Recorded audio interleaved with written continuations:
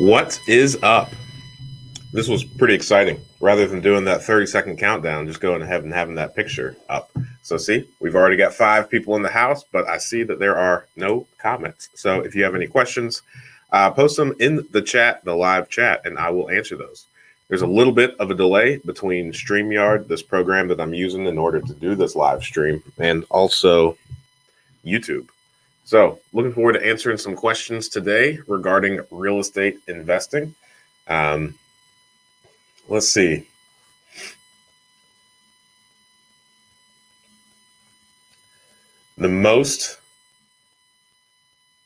We had a tutorial. So last week I spoke about PropStream for a little bit. I got a tutorial and I sat through another one, and that is easily the best software for finding pre-foreclosures, foreclosures, and really just opportunity in real estate investing. And I think the coolest part about PropStream is it is a nationwide thing. So on this channel, a lot of the questions that I get is how in the world can I find foreclosures, or how can I find good deals in my area? And I think PropStream is the answer.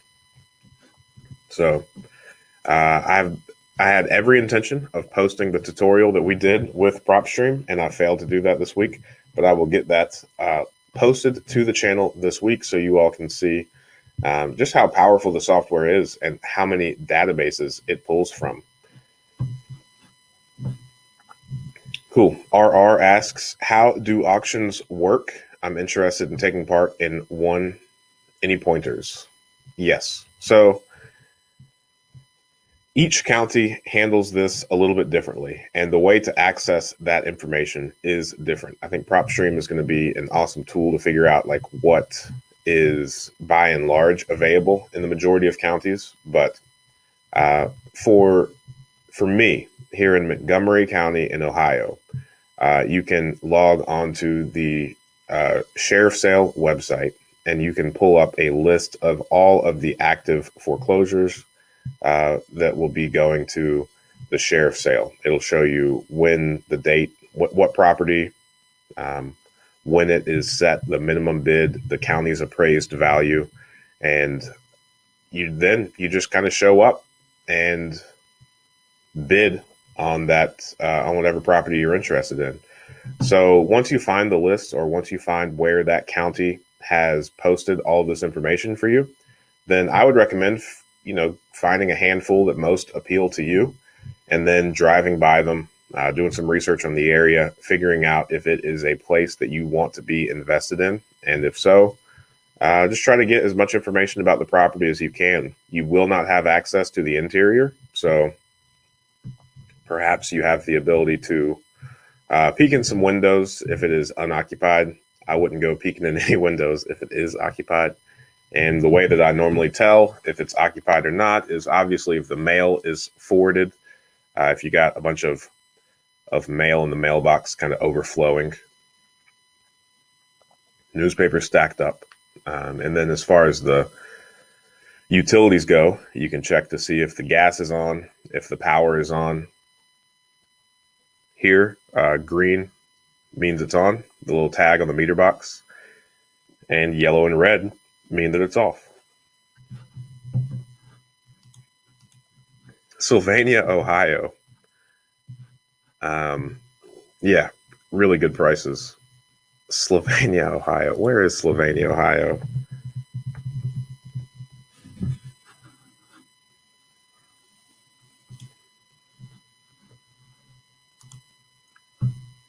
What in the world? All right, I've got a Google map pulled up of Slovenia, Ohio. Oh, okay, it's right outside Toledo. That makes sense. Wow, it is right on the border. Slovenia is almost Michigan. Yeah, I'm sure there are phenomenal prices there, and I'm sure Toledo, being the manufacturing behemoth that it once was, being so close to Detroit as well, I imagine that is probably a pretty solid suburb full of phenomenal deals to be had, because the manufacturing isn't really there anymore. The automotive industry kind of abandoned that area. That looks solid. I would invest there. $9,000. What's the cheapest I've ever gotten a house at auction? $9,500, I think, to be exact. And I actually did a video on that property.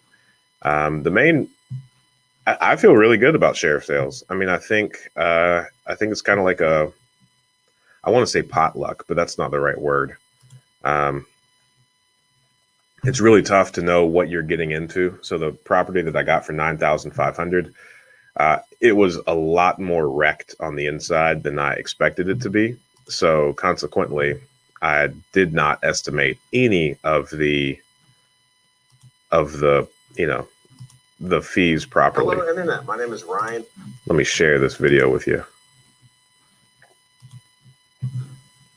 I was really nervous about this one. I thought that I was going to be upside down in it for sure, but turns out I wasn't. It appraised for an appropriate amount, and we were able to pull out all of our money except for, I think, somewhere between $3,000 and $5,000. So I really consider that to be a win. In regards to ARV, how does the property get forced appreciation if all other properties are lower in value? Won't the refinance bank appraisal be set at the surrounding area?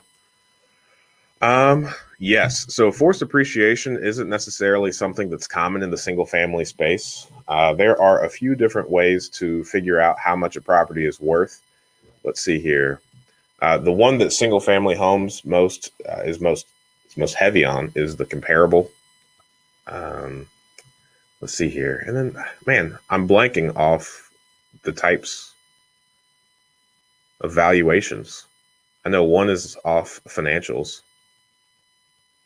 Anyway, forced appreciation is most common in like the multifamily space because the way that the properties are valuated, and the way that they're valuated is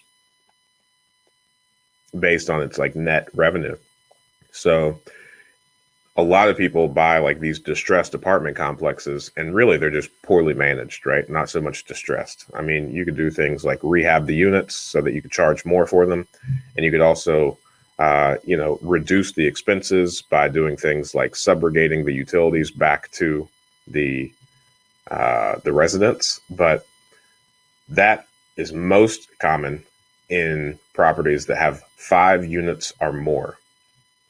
So let's say you buy a 20-unit apartment complex. I'm making up numbers, and you make $100,000 per year net off that apartment complex, and that's before your debt service. Well, if you can increase that to $200,000 net, then you have doubled the value of that apartment complex because of the way that it is evaluated. So that is the strategy of a lot of these multifamily guys that do syndication. And obviously that is very oversimplified, but nonetheless, you can double your money by, doubling the amount of revenue that you make from that property by increasing the income and decreasing the expenses. That is not a possibility in the 1 to 4 family space because of the differences of valuation. So let's say, I buy a single family home. It's rented out for $400 a month. I rehab it. I rent it out for $800 per month. That doesn't double the house value because the 1 to 4 unit properties are evaluated based on the comparable sales in the area. So in order to achieve forced appreciation in a single family or residential area, 1 to 4 family, then you kind of have to bring up the entire community. So it's probably going to be like a more holistic view of that community. So if you are buying one property and all you will ever own in that area is that one property, then you're going to be really hard pressed in order to execute any sort of like forced appreciation. However, if you try to acquire a lot of properties in that area, if you try to get involved in like community programs and whatever that area is having issues with, if you try to problem solve for that entire area or that area as a whole, then forced appreciation in theory, on paper, philosophically, theoretically, may be possible. I add an extra bedroom and or bathroom to increase value in single family homes if it makes sense. Yeah, you can do that.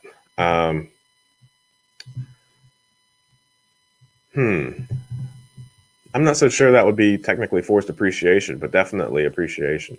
I guess it might be. I don't know why it wouldn't be. You're appreciating the house and you're forcing it by building it. But I guess you're spending a lot of money to do that. Well, the people that are doing the multifamilies are spending a lot of money rehabbing those units. So it might be the same thing. Except you're still dependent on the comparables. So even if you add the bedrooms, then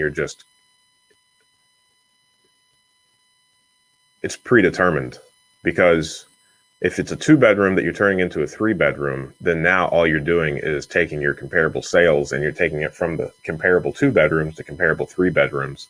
So I guess that makes sense so long as the amount of money that you have to spend is lesser than the amount of equity that it produces. And then you would also want to double check to make sure the amount of money that you spend versus the amount of extra rent that you'd be able to collect is worthwhile. So if the difference between renting a 2 bedroom and a 3 bedroom is only $50 to $75 per month, then you would want to take a hard look at how much it's costing you to add a bedroom. If it's a big enough house, it shouldn't be but framing drywall and running some electric.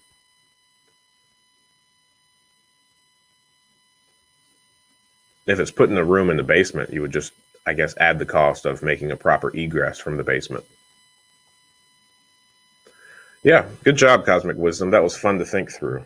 Thanks for letting me think out loud to you. Good suggestion. I hope you agree with me. What is important to look for when selecting a property management company? That's a phenomenal question. The first thing that I would say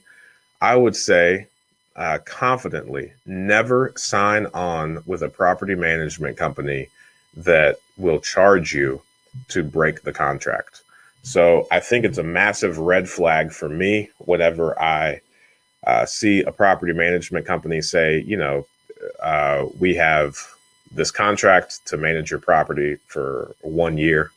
If you want to, terminate the relationship prior to that, it'll be $500, or, the remaining months of their fee.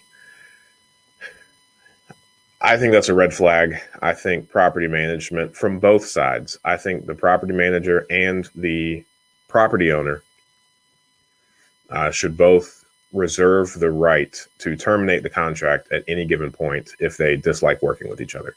No reason to stretch out a bad relationship, right?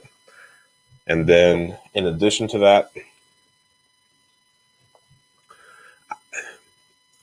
I've had so many conversations about this, and in the lower priced areas, especially if you're looking at like Slovenia, uh, the lower valued home areas where the rents are, sub $1,000, I really am confused at how property management in like a C, D area is a sustainable business model. So realistically speaking, let's say, you have a property that's rented out for $600 per month. The management fee is 10%, which is standard. Then the property manager is only making $60 per month on the management fee. So how many man hours could they spend on your property in conversations with you, in conversation with the tenant, in conversations with the contractor regarding your property per month before they get into the reds? Well, that, I guess, largely depends on how the property management company values its hours. So if it is, let's say, $30 an hour, 2 hours tops is how much time they could spend on your property. So then in order to make it a sustainable business model, it is volume based. So now you have to have a lot of properties.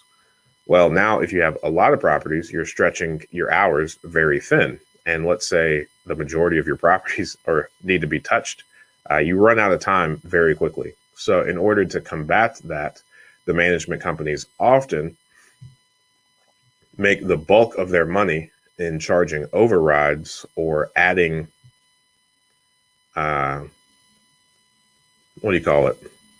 They inflate the contractor price on repairs and maintenance. So they might add like a 10% on top of, let's say you have a $2,000 sewer drain issue. You need to replace it. Well, the property management company in orchestrating all that will charge you 10% on top of the 2,000. So now the bill is to you is 2,200. 200 of that goes to the management company. Well, now you see the kind of conflict of interest in the lower property valued property management companies, in that it benefits them more so to find things wrong with your property that need to be fixed. And let's say they have an in-house maintenance team that they are paying hourly. Well, now in theory, they can, have a $500 issue, pay their people $25 an hour or whatever, and then pocket the rest of the money and potentially charge you an override. So the waters get really murky really quickly. So if I were interviewing property management companies, I would want to be very clear on how they handle maintenance issues, how they look for maintenance issues, how they respond to maintenance issues, and how they charge in addition to their 10% retaining fee or management fee, whatever you want to call it. The nightmares that I've had with property management companies, the first property management company that I ever used, they nickel and dimed me to death. They once charged me $45 to hand deliver a letter.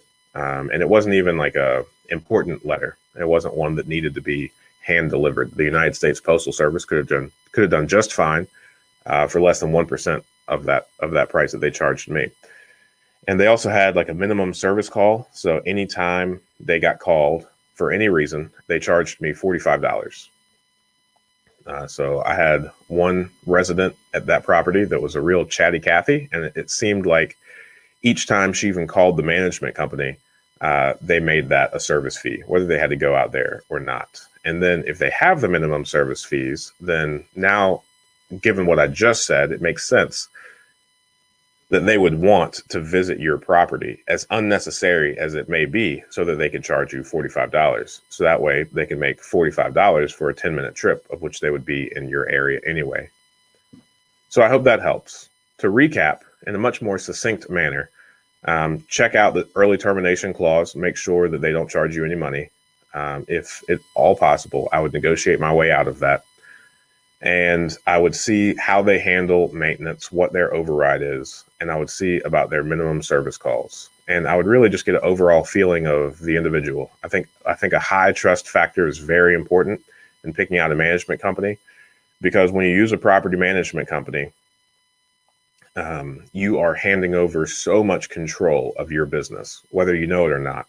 And if you question the maintenance costs or the amount of money that they spend on your property, you can ask, and they could give you a really good breakdown. But if the relationship has gone awry, worst case scenario, it's America, they're a private company. You have no authority to ask them to turn over their books to figure out how much they truly spent on your property.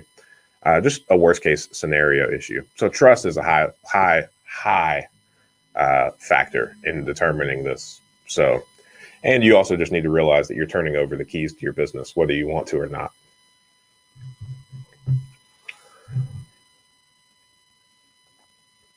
And I don't get to say this often to a lot of people, but I would like to go ahead and say this now, is property management companies often ask for you to add them to your insurance policy as an additional insured, and I would never do that. If that is in their contract, I would negotiate it out before you sign it. I would agree to add them as an additional interest, but not an additional insured. An additional insured means that they have every right to your insurance policy, just as you do. And they have just as much coverage under your insurance policy as you do. So let's say, they attempt to fix something on your behalf. And let's say, they fixed a subfloor issue, but they used a faulty sub, and the resident ends up stepping through the subfloor and breaking a leg. Well, if they are an additional insured, even though they're the ones that did the work, they were the ones that were negligent, not you. They would be afforded coverage under your policy as an additional insured. And I'm not a fan of that. I think they should have their own insurance policy. I think that if they were to do something negligent like that, it should be covered under their policy, not yours. Yes, you're the owner of the property. Ultimately, in a really brutal court, it would probably get pinned on you anywho. But hey, it's the little things. Make them really work for it. Don't just give it to them up front.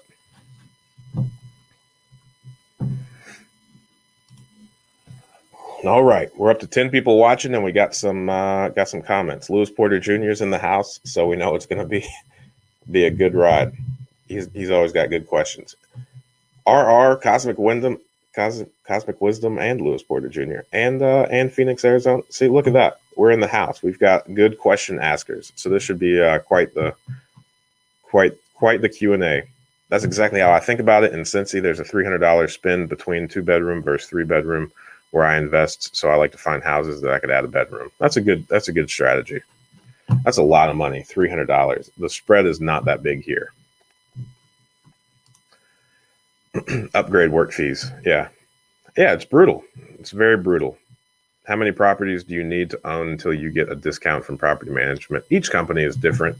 The one that I worked with the most for the longest, they were tiered 1 to 10 was 10%, 11 to 20 was 10%, 21 to 30 was 9%, and then anything above 30 was 8%. If you have to demolish a house because it's just too much to fix and have to rebuild a new house, let's say a 2-bed, 2-bath, how much would that cost approximately in Ohio? Oh, man.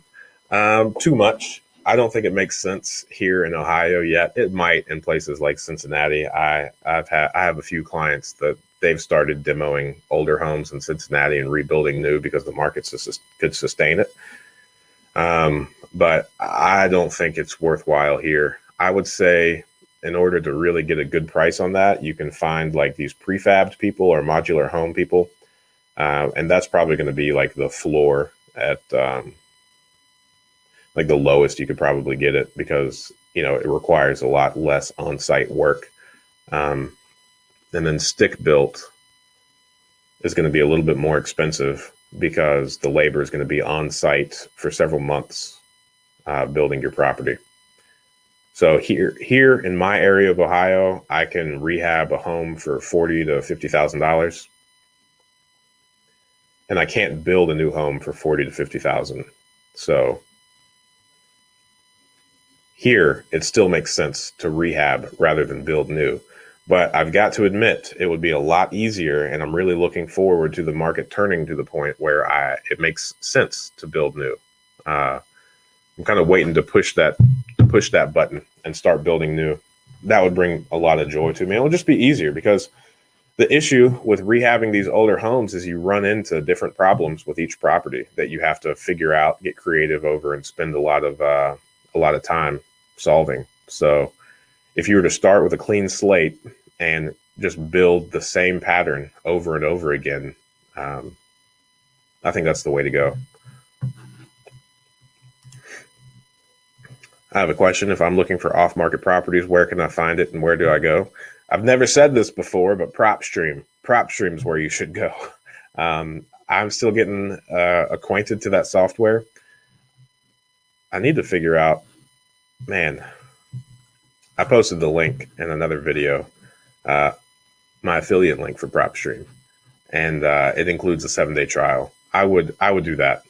Before I learned about PropStream, I would recommend that you go around to your local Real Estate Investors Association meetups, which of course is a lot more difficult in the midst of this pandemic. But networking is where the majority of my deals come from. Generally, other investors, if they are approached with a property, they'll send it my way if they're not interested in it, because no matter how many investors there are in an area, not one investor could ever tackle all of the deals. So it's really good and very beneficial to be friends with other investors so that when they can't tackle a deal, they can forward it on to you. Wholesalers, I love meeting wholesalers. I love buying properties from wholesalers. I love making friends with realtors. Realtors bring me a lot of deals off market as well.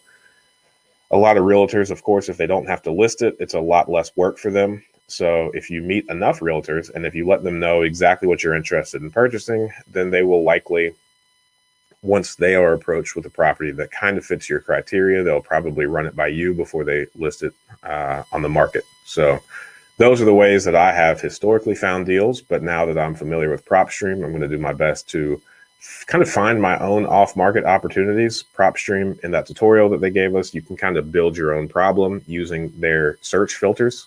And then it makes it super easy for you to contact the owners, find the owner's information, and all of that. Yeah, man. Thanks to you, Lewis Porter Jr., I am a fan of PropStream. It's just so much information. I'm not kidding. I used to, scour all of the county websites for hours at a time just to research one property after I identified that property. And now I could just use PropStream and click through the satellite parcel images and find out tons of information without the hours of digging through the county clerks and the recorder's office and all of that. Oh, it's the same question twice. Cool. Yeah, definitely. Oh, you used the same question a few times. Yeah, PropStream and networking, which networking is hard right now because of viruses and whatnot. Thanks. Yeah. Each market's different, but I think all the foxes are the same. Don't let a fox into the hen house. You won't have any chickens.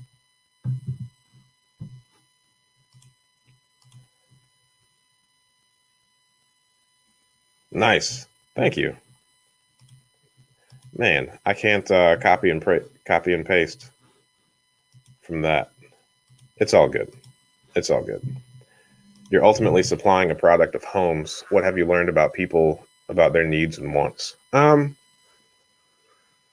So I've got a really fun background in law enforcement. So I spent too much time in law enforcement and kind of got a little bit jaded towards the public at large. And, that was fun to overcome. But I had a lot of, especially when I took over property management, I had this like nasty internal feeling of, man, all of the people that I deal with and all of my residents are going to be like the worst people, because that's what you remember, right?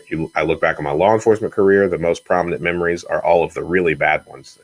All of the good memories that I have of the majority of the citizens I interacted with don't really stick. They kind of fade away, and only the bad ones remain. So I had this nasty presumption that all of my residents were going to be very reminiscent of the worst people I dealt with in that job. Not the case. I would say the thing that I've realized is the majority of people want to do the right thing all the time. They love their homes. They want to keep these things up. They really appreciate a property owner that is willing to make necessary repairs. I mean, truthfully, if you are watching this live stream, not only because of how bland and monotone I am, I know for a fact that you're an overachiever and a go-getter, and you're going to make a phenomenal property owner, landlord, whatever you want to call it. And taking pride in your property is going to immediately set you apart from all the other, landlords out there. So a lot of people, apparently it's pretty common to bleed a property dry, to buy a property, to put a resident in there, and then take their monthly rent money and never make any repairs. So just don't be that person. Make the repairs, kind of team partner up with the residents to keep a good functioning home. Because from my vantage point, I want to own all of the properties in my portfolio for the next 40 or 50 years. And because I know Lewis Porter Jr. is going to ask it at some point in this live stream, no, I do not plan on selling any of my properties. So I really want to keep the deferred maintenance away from my properties. And I really want these to last me the next 40, 50 years. And even if any of my kids are interested in properties, and I want them to last for the next 30 to 40 years. And, we've got some properties in our portfolio they were built in like 1885, and they are still cash flowing. So yeah, keeping up with everything is a good lesson. And I think you're going to get a few bad residents at some point that kind of falls on hard times and don't know how to help themselves. So you kind of have to help them solve their own problems, or help them realize that it's in their best interest to not live in your property if they can't uphold their end of the bargain. But ultimately, I would say the vast majority, the 99.9% of the people that are going to live in your home want to do the right thing. Man, you're on it, Evan H. I appreciate it. Good morning, JJ from New York City. Uh, house hacking, JJ just raised his monthly income by $50. House hacking JJ. uh, I just want to sell one of my properties that's continuing to be a pain. Yeah, and I mean, that's a possibility. I get it. I've got a few properties there are prominent weak points on that property that I've done everything that I could to fix, and I just have no idea of a permanent solution other than rebuilding the house or lifting it into the air and adding more foundation. So I hear you, but at the same time, I also like to remind myself that it's just a house and the house cannot do anything wrong. So I shouldn't be angry at a home. I should probably be angry at myself for lacking the abilities or the money to fix the home properly. Any tips for finding a good handyman to take care of investment properties for out-of-state investments? I would say the same thing for the property managers that you're looking for. I would say trust is the highest of factors. And, I think forever contractors, handymen, and property management are going to be the weakest link of the real estate, like this whole real estate industry, especially in the areas that probably the majority of the people on this call are investing in. Because in order to be profitable, quantity is the answer. So same for the handyman. In order for the handyman to be loyal to you, you have to be able to provide him enough work to keep his family fed. If you can't do that, then he's going to venture off, take some jobs, and then he's going to find somebody that can provide him that much work, so that he doesn't have to do as much marketing or as much working with new people, or and he can keep his schedule full. So, and then if you find that person that is loyal and is working well with you, then being an out-of-state investor, to not be taken advantage of, you're going to want, pictures, before and after pictures. You're going to want like receipts and whatnot. And you're going to want like a level of service that isn't necessarily congruent with how much money they're going to be making, profiting off what you're asking them to do. So I don't know. It's a very weird dynamic. And unfortunately, I've been doing a lot of thinking about this and trying to figure out I don't know. There's always somebody out there that's willing to do work for you. That's for sure. But I think the trick that I don't know the answer to yet, outside of providing quantity, is how to keep someone happy and loyal to you. And fortunately, I've got two people that I know have my best interest. And even though I've been willing to write the check sometimes, they have both told me, no, that's silly. Don't spend money on that. It's not that big of a deal. So finding people that have your best interest is probably the single best thing that you could do if you are interested in this industry, whether that's property management, contractors, or handymen. Okay, there's no more questions. So you guys ask more questions and I'll rant about that for a little bit longer. Because I mentioned there were two things that I've recently been overridden on. Let me figure it out. Let me find examples.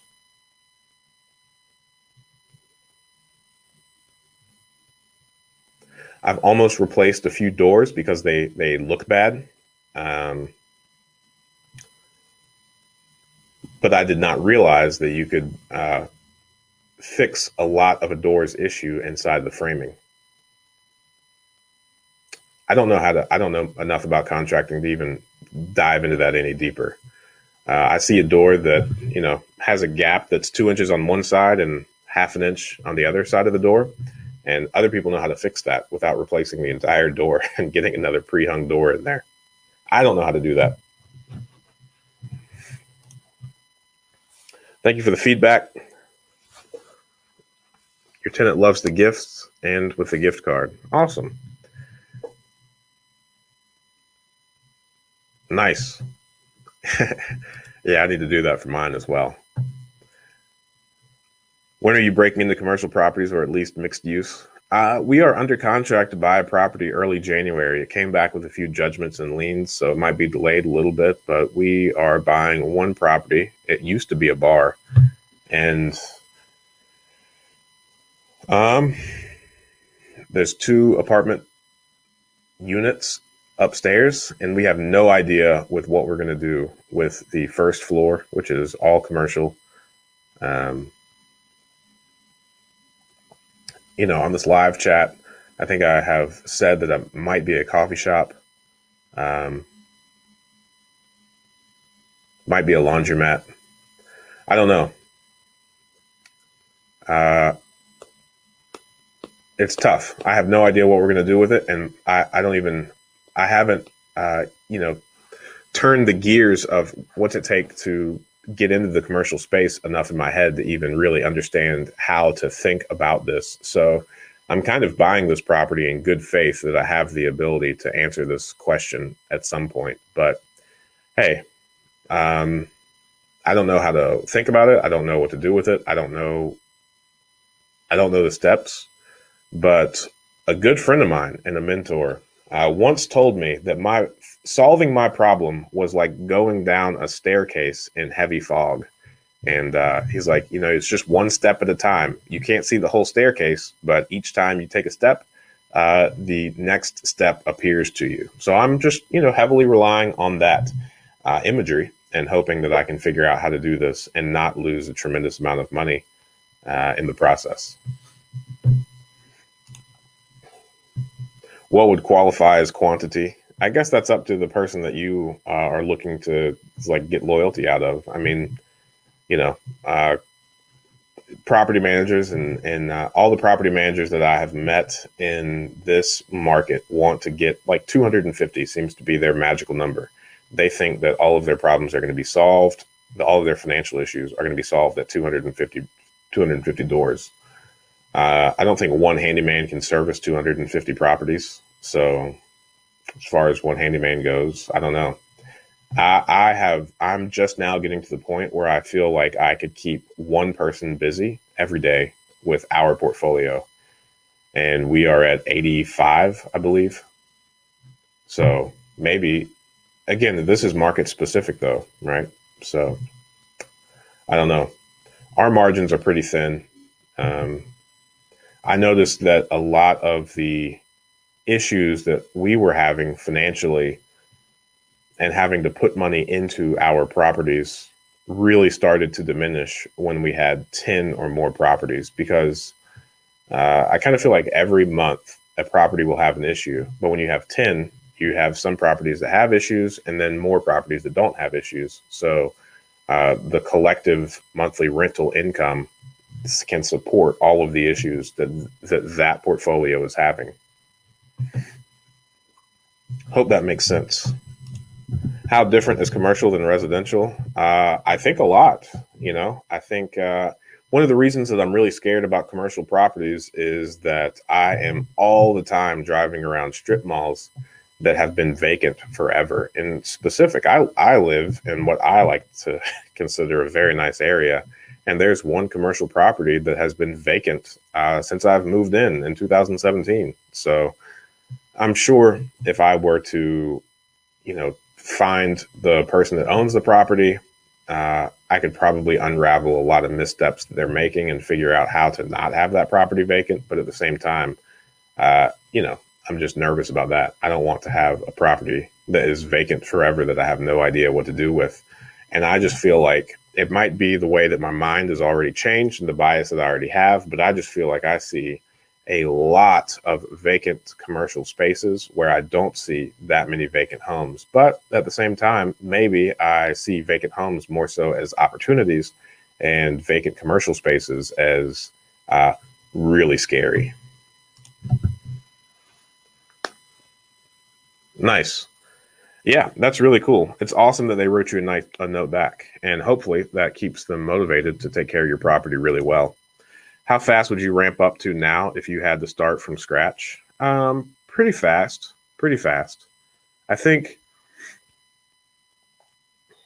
if you were to take away my portfolio,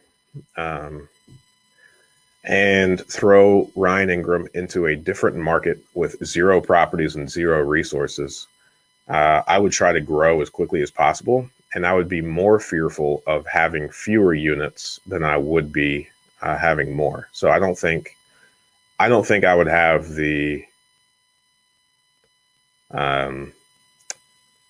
same fears as I did the first time I was growing it, because I understand that things get easier with quantity, and the more properties that you own, the easier the issues become to handle.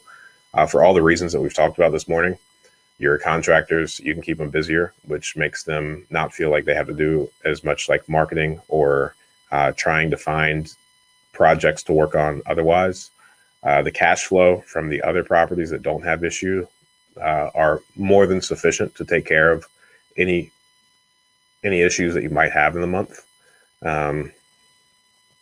And then having a larger portfolio seems to make the banks like you a little bit more. And it's probably for the same reasons that the contractors and property managers would. I think, I just touched my neck. That means I must have been unsure about what I was saying. If you haven't read the book, What Everybody is Saying, not everybody, everybody is 2 words. What every human form, that kind of body is saying. That's a really good book. It's made me super self-conscious about all of the pacifying movements that I make.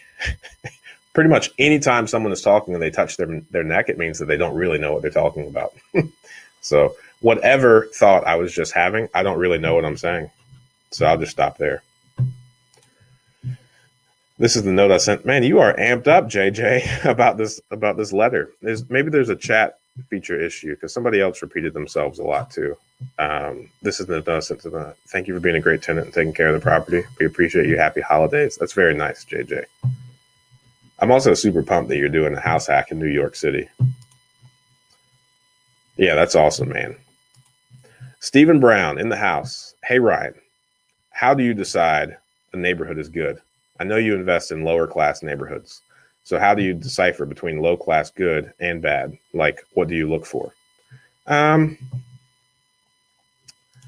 So I would say that the things that I look for are not scientific.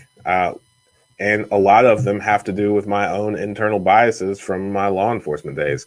I strongly dislike seeing grown men on children's bikes. If I see that, I kind of know that it's not a good area.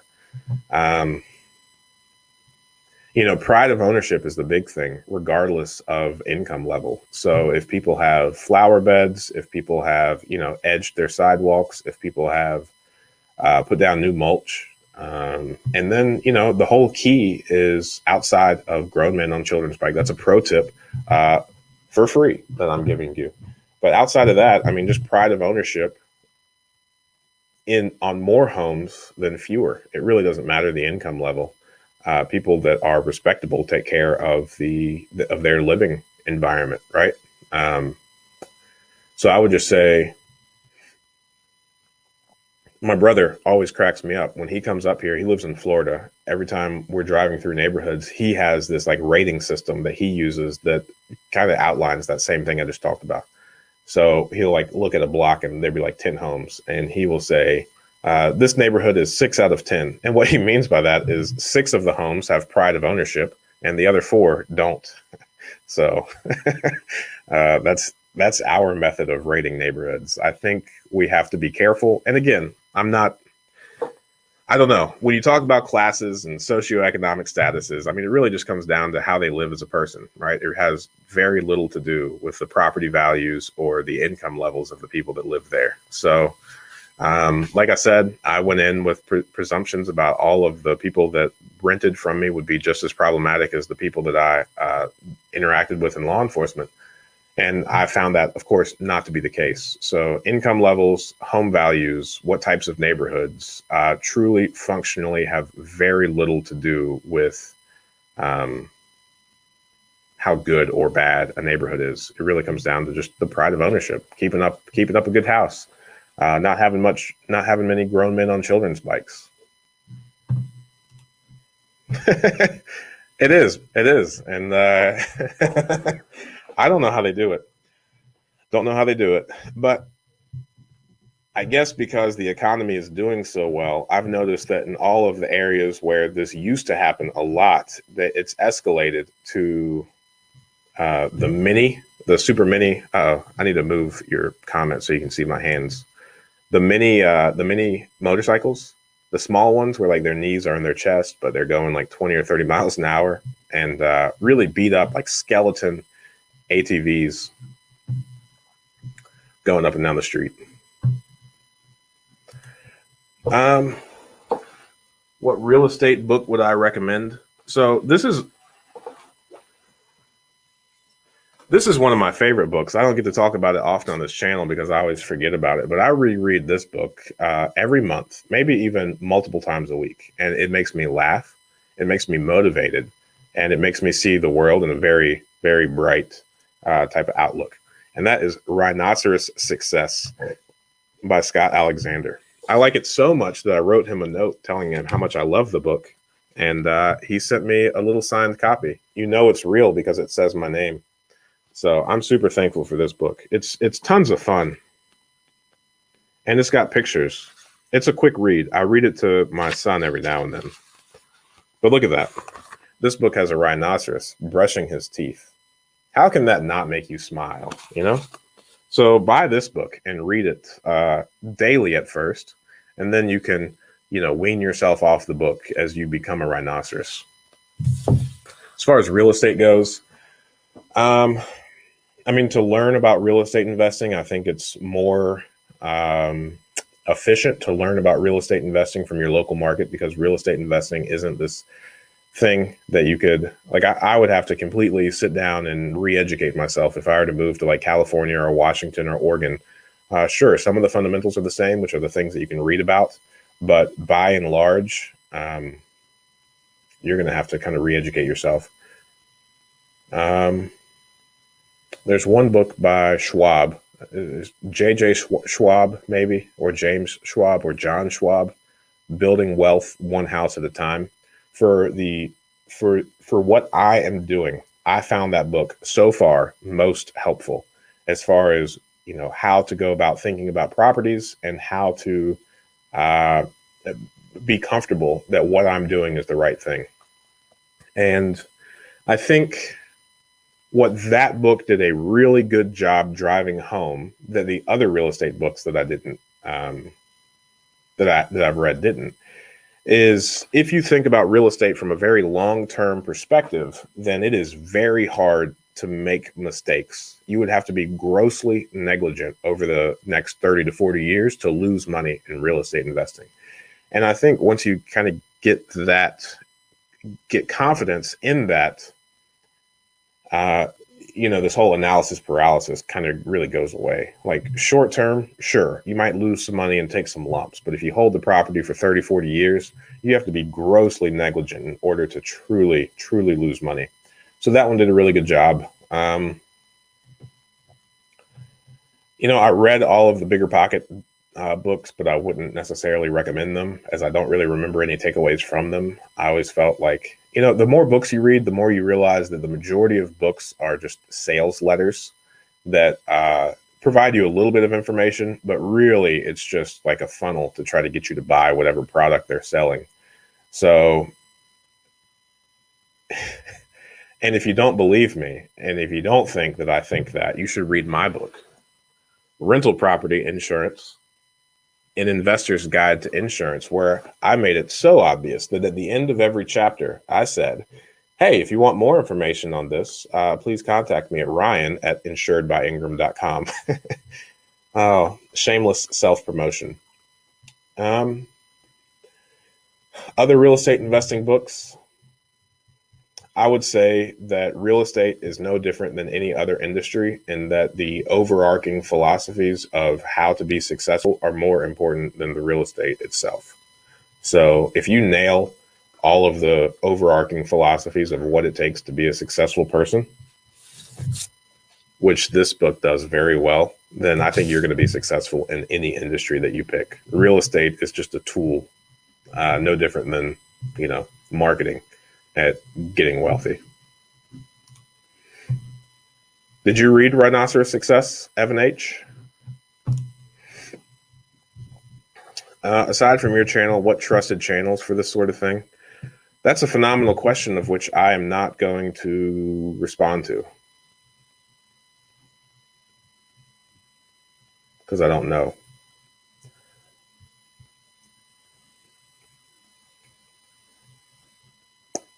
I think that's one of my motivations for making this channel was because I felt like a lot of the people that I found on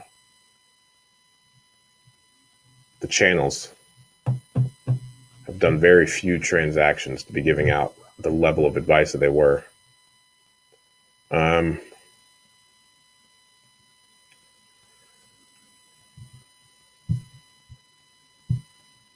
There's a guy named, I can't say his last name. He's more so a podcast than he is a.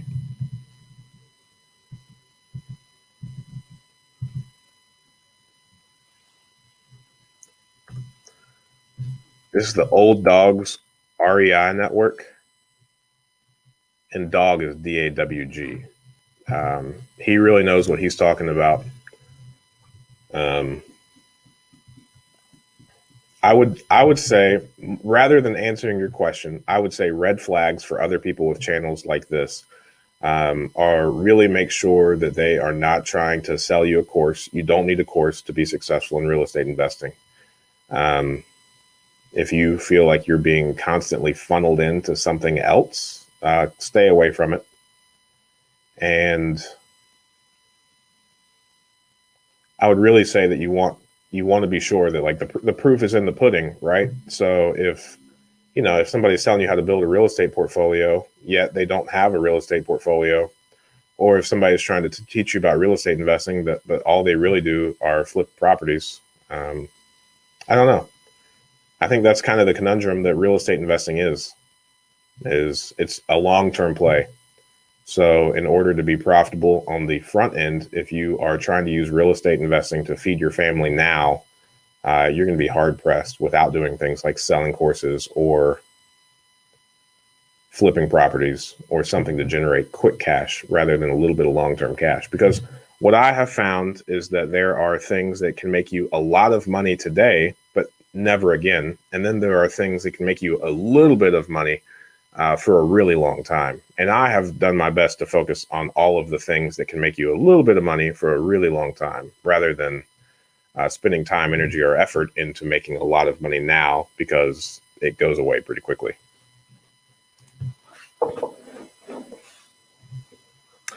You wrote a book, Rental Property Insurance, which people needed. Thank you. When will you write a book on real estate? I have been toying with that idea. But this fourth kid that I just had, I've been very distracted. Number 4 was a big one for us. Not in that it was any different, but now we have 3 other kids that need to be entertained while my wife tends to our newborn. So that has blocked a lot of my ability to work over the past several weeks. I'm not complaining, just trying to be very cautious of all the new things that I take on my plate. I'm a YouTube junkie, and you have been the most knowledgeable. Well, thank you. I appreciate that. Yeah, that means a lot. I have a title, though, and I'll share the title since there are only 9 people, and I don't think you guys are going to steal it. The working title that I have is The Rent Man Cometh. The Rent Man Cometh, a millennial's manifesto. The manifesto of a millennial landlord. There we go. The Rent Man Cometh. The manifesto of a millennial landlord. It's a mouthful. But yeah, I just think that times are changing for the mom and pops, property investors. I don't think all of the stigmas that were once true about the rent man or the landlord are going to be sustainable for much longer. All of these things like Cozy or apartments.com or, Appfolio, Buildium, all of these things are making it so easy to make the mom and pop landlords look, feel, and operate like a corporation, even when they're not. stealing that title. The rent man cometh. And I had I had 2 or 3 residents drop an envelope of cash in the mail drop of my office, and the whole time I was just like, this was so irresponsible. This is not safe. This was not reliable. They didn't ask me for a receipt. There's no way that, it's just, you can't track it.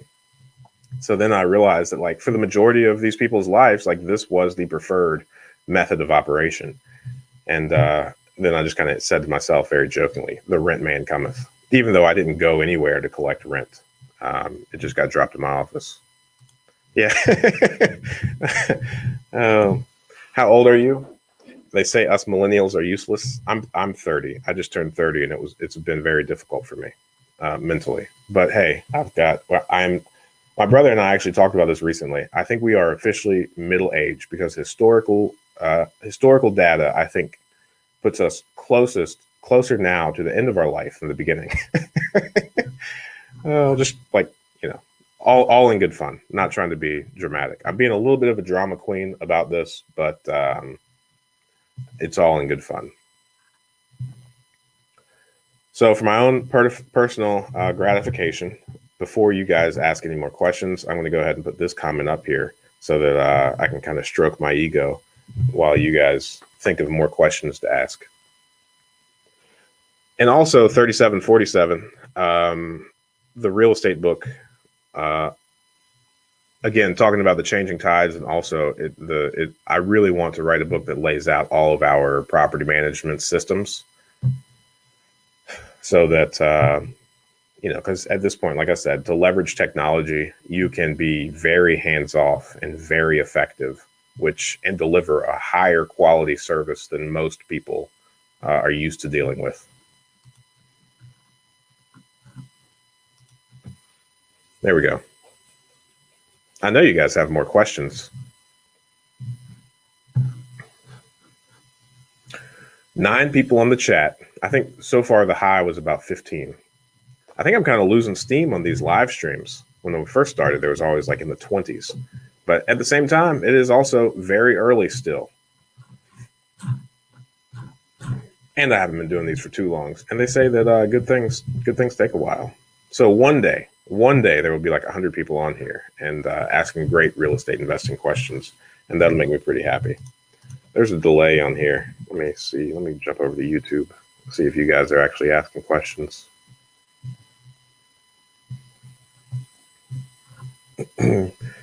Investor Joy. Yeah, I think he's really good people. I think he does it really well. He touched my neck. Take note. I don't know what I'm talking about. I think like the mobile home kind of stuff throws me off a little bit, but when he talks about his lower valued homes, that resonates with me a lot. How many deals are in the hopper for you right now? 3. I would say 3. You've got that commercial property. I looked at a property yesterday and drove by it that is looking pretty good. It's already rented out, and just need to get the price down a little bit. I lost a deal this past week because a wholesaler brought it to me for $21,000. It probably needed about $15,000 worth of work. So we still would have been, it's easily worth $50,000 or $60,000. And somebody was willing to pay $21,000, whereas I tried to talk them down to $19,000, I think. And, sometimes it works, sometimes it doesn't. So that one didn't go through. But that's okay. That's okay. I think it's a weird thing. It's a weird thing. Real estate is, again, sometimes I feel like I'm in the Wild West, just gunslinging. There's no real regulation on how all of this came about. So on that deal in particular, the only reason I tried to lower the price, it was reasonable, but that is not what the owner was going to get. The owner was going to get substantially less, but by the time the deal got to me, 2 wholesalers added their fee onto it, which just made it absurd. Still a good deal, but too many hands in the pot sometimes, It's like, come on now. let's see here.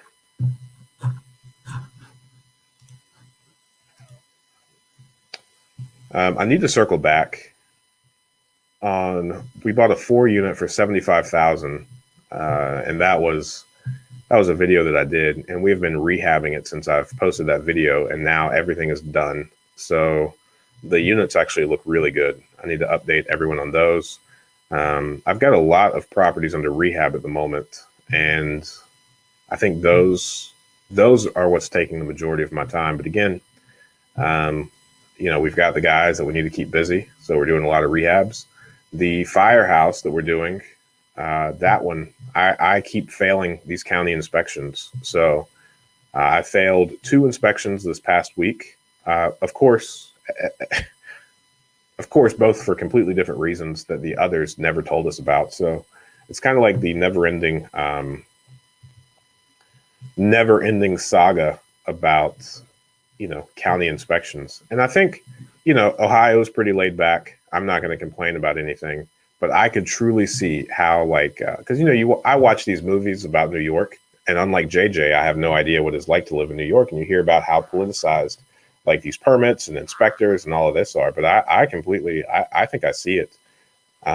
Because truly all of these failures that I've gotten for different reasons. I could see how if someone were politically or financially motivated to make sure that I never finish this project, they could easily do so through the building regulations section of the government. I'm not accusing anyone of that. I'm just saying I can relate to the movies that I watched that portray that being a reality. I could kind of see that. For the past 3 months, I've been looking at houses in Ohio to purchase, but I have a hard time knowing if it's a good purchase. I would say you're not alone. I would say that the majority of people feel that way. Actually, this mastermind that I started, there's one guy in there. He lives down in Cincinnati. He's got 30, 40 units. And he recently shared with me that every day or every deal that he has, he loses a decent amount of sleep trying to figure out if it's a good deal or not, if there are things that he's missing, if he's overlooking something, if he hasn't found something yet. So I would say that the fear that you have or that uncertainty is really normal. Don't not do your due diligence, but also kind of learn to live with that feeling rather than without. Because, I still have that uncertainty about not knowing whether something is a good purchase or not.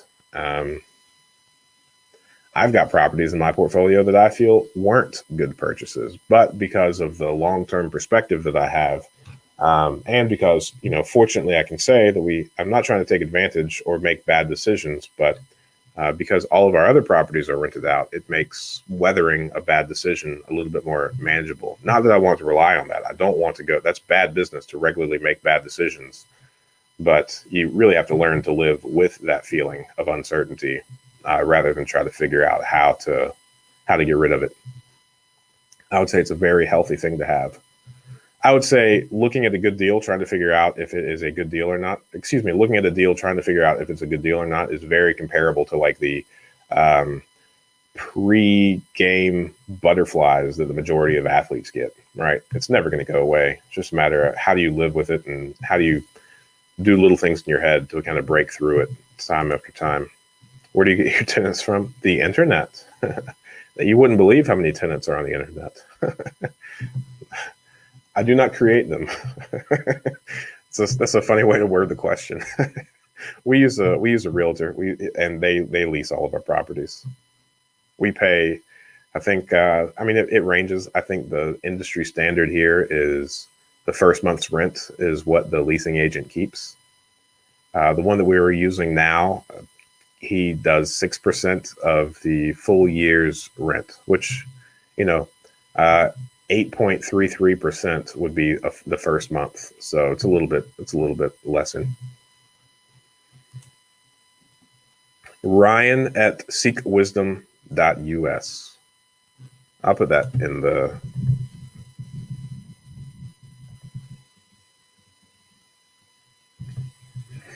chat.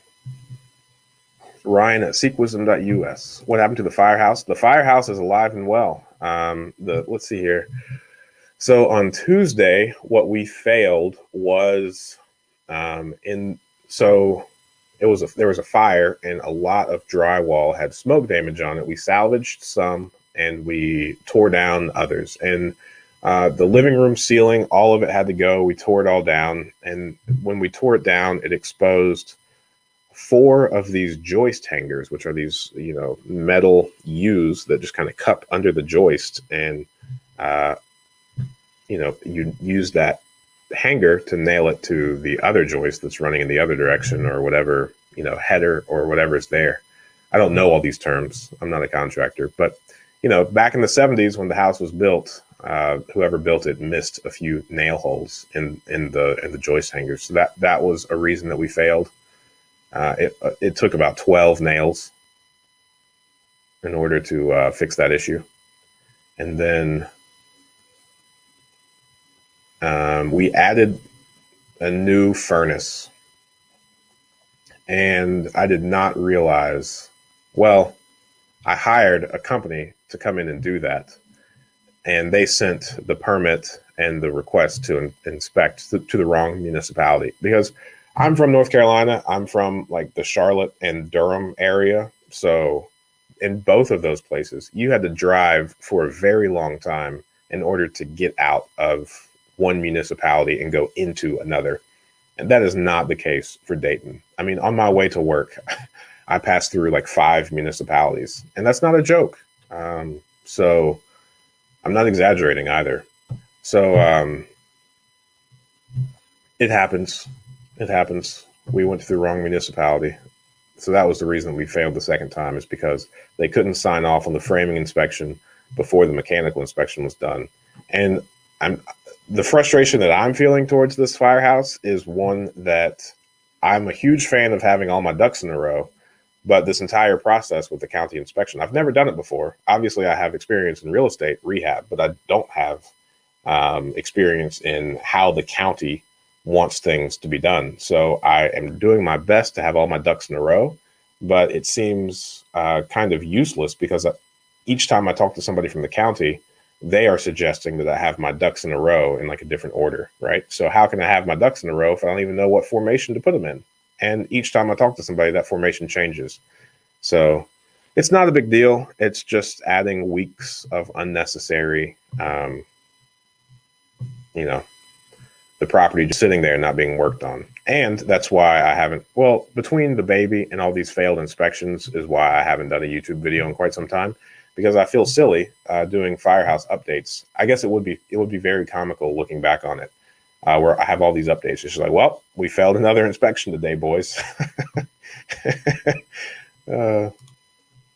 Losing steam? Never, but you have to release content during the week. You're right, 37. You're right.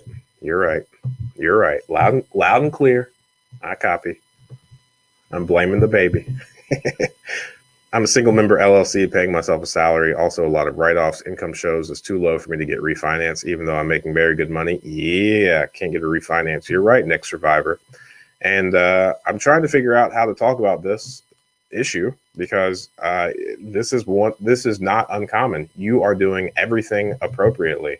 You're making money hand over fist, but in the real estate industry, the way that it is written, the way that you take advantage of taxes, you have 2 options. You can take advantage of the way that the tax law is written, and you could show heavy losses on a monthly basis, or you could pay taxes by not taking advantage of the way that the tax law is written, and you can be bankable. So you have to make a choice on, do you want to keep your books in a manner that makes you bankable, or do you want to keep your books in a way that is favorable to your financial position?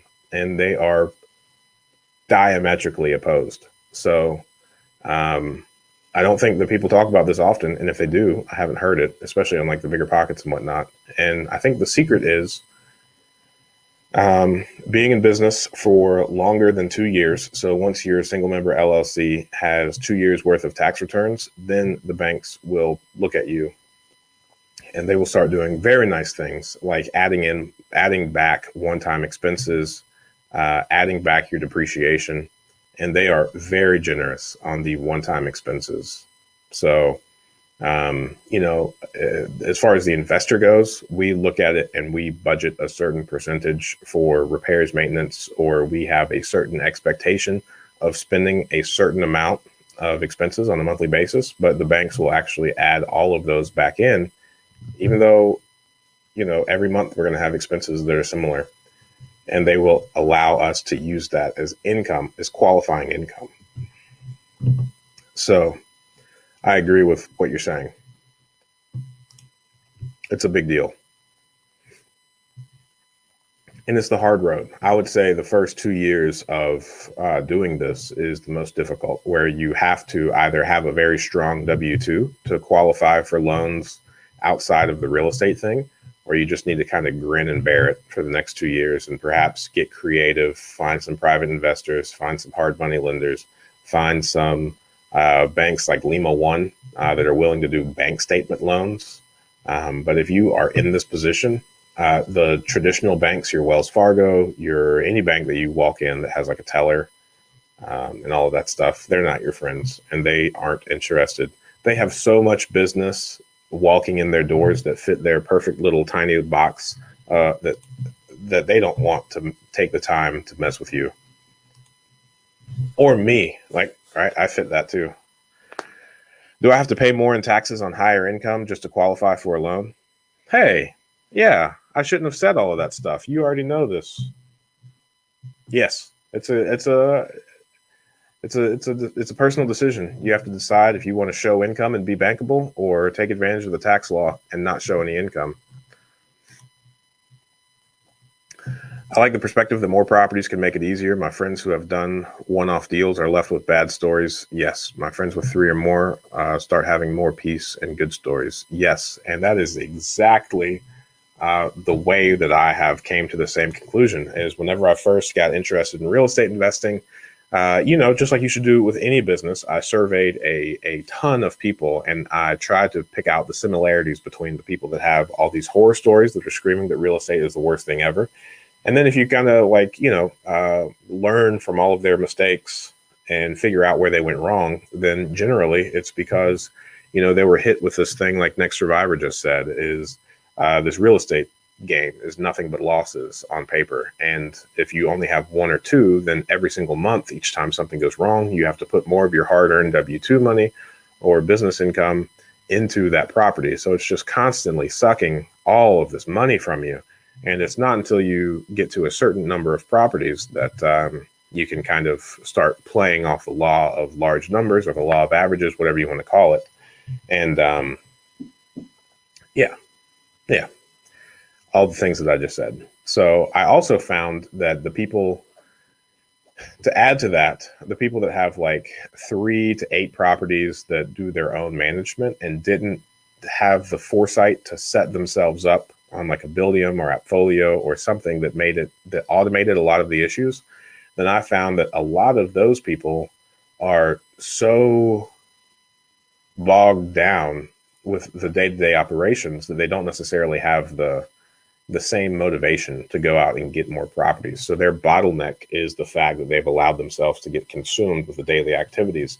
Whereas the people that had like 10 and more properties that also used property management, they spend the majority of their free time looking for deals, looking for lending, looking for ways to get creative to acquire more properties. So yeah, I think you're on the right track trying to figure out where the peace of mind is and how those people have acted in order to get that. I got one text from a contractor that I need to respond to. This is the first time I've responded to a text message on a live stream. So I would recommend that while I'm doing this, you guys ask some more questions. She's one of our contractors sent me a please respond ASAP last night at 8:30, and she wanted me to call her. Little does she know that this bad mamma jamma is asleep at 8:30 p.m.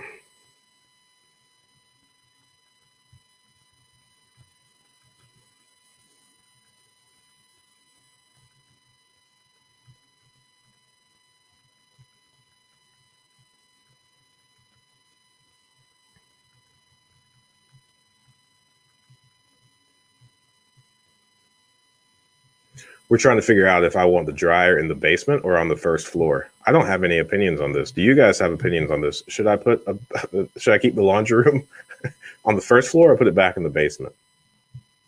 For consistency's sake, I would prefer the basement. Also, you can flood a basement pretty good and not really mess anything up. But if you flood a first story, now you're talking about floor joists and stuff that you might have to replace, especially if it was like a little leak for a long time. I hate replacing floor joists. And I hate the way that replaced floor joists look from the underneath. It just looks unreliable, all these sister joists under there. All right, you guys aren't being helpful, but we have 14 people on here, so I'm going to make the executive decision, and I'm going to keep this laundry room on the first floor.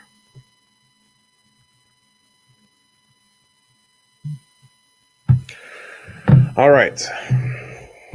Basement with laundry chute. That would be dope. I would like that. There's this useless room that was built on. It was like an addition, and it was built to be a laundry room.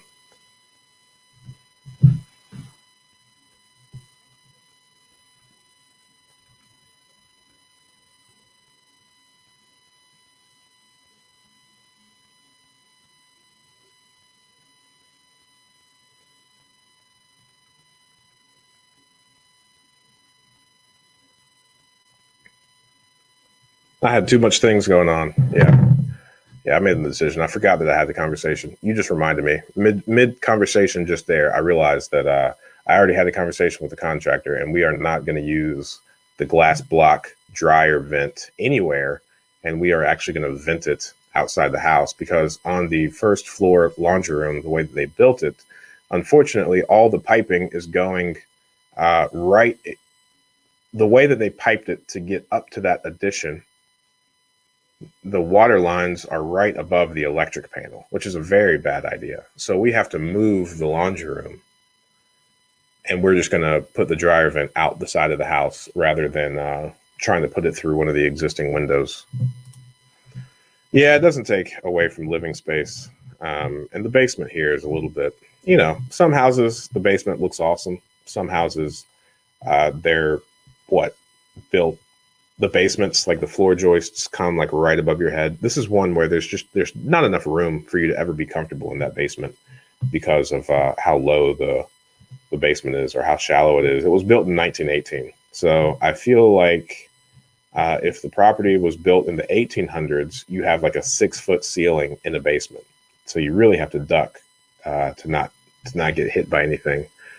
And then if it's built in like the early 1900s, like they went up a little bit, maybe 7 foot. And then it wasn't until like the 30s onward that they're like, you know what, we could actually do some pretty cool things down here. Let's go ahead and make it like a normal ceiling height.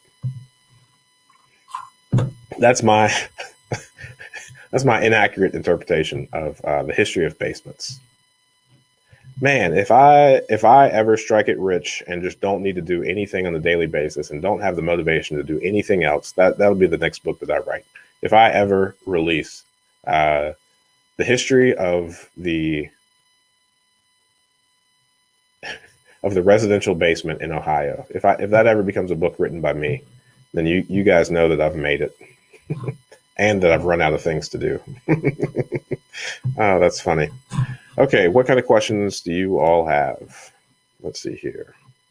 None at the moment. So ask some questions. We'll give it a few more minutes. And thanks, Greg C. I wonder how much the history of basement differs between markets. I wonder if Columbus would have a different interpretation or a different history. I think for the real exciting territories of basement development surely comes out of Cleveland with its, Rockefeller backgrounds. Maybe Shaker Heights. Maybe Shaker Heights was home of the first 9-foot basement in the Midwest. Oh.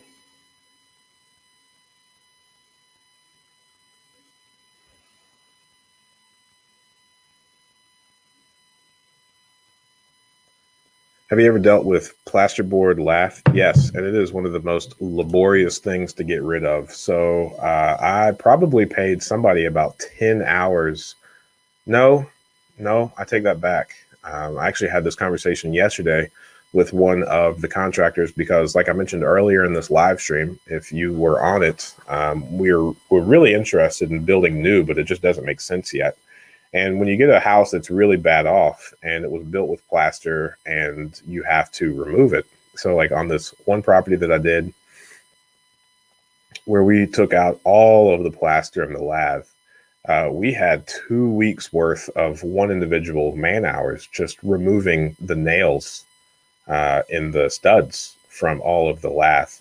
So it is very, very time intensive to remove all of that stuff. The quick fix would be using the thinner drywall and just putting it over any of the damaged areas. But, you know, to the people that live around here, you can most certainly tell when that's been done on a property, especially if they didn't remove the baseboards or the trim before they did that. So now all of a sudden, instead of having like a natural exposed amount of trim, you just have like it's either flush or very, very small. And, you know, as someone in the trade, I guess you could just kind of lose respect and you just kind of get turned off by the visible shortcut that they took. So, you know, it's not fun. All those nails. But hey, at least we don't have to build homes like that anymore. That seems like it would take forever. And all plaster fails at a certain time. It's just a matter of when. Thoughts on purchasing a property in a flood zone? No, never. How much does flood insurance cost? Too much. I did a video a long time ago. I do not have it anymore, I don't think, but it was a brief history of the National Flood Insurance Program. And I am not going to get too political here, but if the National Flood Insurance Program didn't have the ability to mooch off of the taxpayers' dollars, then the National Flood Insurance Program would have gone bankrupt the same year that it was founded. Flood insurance does not make sense. You should not be able to insure things like floods because, I don't know, I guess you have this same conversation all the time. Like, how many times does one area have to be hit with a flood or a hurricane before it's just not prudent to live there, right? So then when you do things like provide insurance for those things to make it to where people can still live there and to where everybody else kind of pitches in to rebuild your house, because that's all insurance is. It's just one big bucket, even though you live in different places and have different issues and different, you know, geographical weather related climate issues, you're all in the same bucket. So flood insurance is very expensive. If you dive into it and look at it, it like almost perfectly follows the 80-20 rule, right? So like 80% of the National Flood Insurance Program, all of their premiums, the majority of their claims, 80% of their claims are paid out to like the same 20% of homes. Like you can point to the same 100 homes from the National Flood Insurance Program that have been rebuilt upwards of like 8 times. So why in the world do people like in Ohio have to subsidize the people that live elsewhere, right? Like Ohio, in this area, we have recently had the National Flood Insurance Program has, or FEMA, has redrawn some of the flood zone areas to include places that have never had a flood. Why? Well, it's because it's defunct. It's nonsense. Man.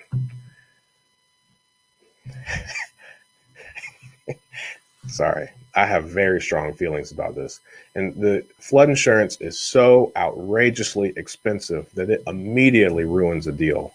Unless it's like a 50-unit apartment complex, it's just unsustainable. Like I write one flood insurance policy because, again, he didn't know. And it's 10 grand a year on a 6-unit building. And that is the private market flood insurance. So back in 2017,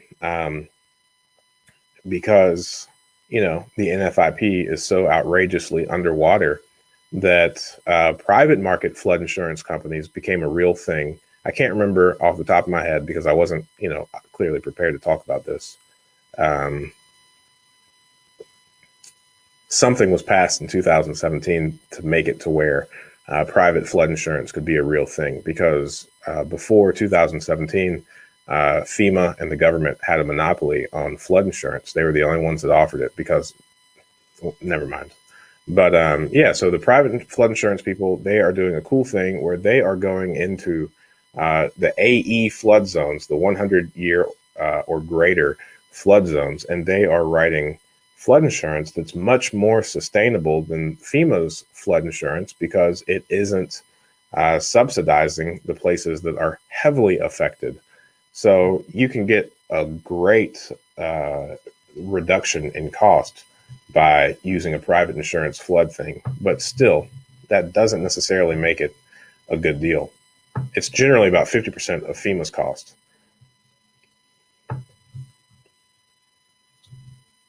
Now, the trick around buying properties in flood zones to where you don't have to buy flood insurance is if you do not use a traditional lender, because banks have to require flood insurance. It might change a little bit as we get more accustomed to private market flood insurance, but I don't know why it would. But previously, even if a bank didn't care about flood insurance or you having it because they're familiar with the area and they know that there's hardly any ever floods, FEMA, they did that government thing they do where they say, okay, all banks must require any properties inside of our flood zones to carry flood insurance, or else we won't give you some other sort of like government money or whatnot. So that's how they strong-armed themselves into participation from all the banks so that they could keep their failing business model afloat for just a little bit longer. I'm sorry, what a rant that was. But I really feel like everybody should educate themselves on the National Flood Insurance Program and how horrible it is, so that you never buy a property in a flood zone. Unless you're going to do so in cash. If you buy the property in cash or you have it like a private lender that doesn't care about the flood, then you could not have flood insurance on the property. But as soon as you wanted to refinance it, do like a cash out refinance, which is what the guy did on the 6 unit that's carrying the $10,000 per year flood insurance policy. It's just not worthwhile. If I own a house and I don't know the first thing to do as far as acquiring money for renovations, what can I do? If you own a house and you don't know the first thing to do as far as acquiring money for renovations, what can you do? Just so that we're on the same page. You bought a house that needs work, but you don't know where the money is going to come from to do the work that's needed.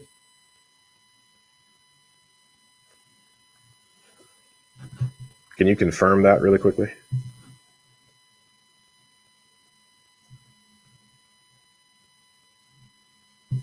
I'll answer these other questions while you confirm that, because I might have answers depending on how you bought it. Tell me how you acquired the house. Did you spend all of your available capital on the property that needs renovation, but didn't have enough for the acquisition plus the renovations? You can work with that. Also, please touch on wind and hail, hurricane insurance as well. That goes hand in hand with flood insurance.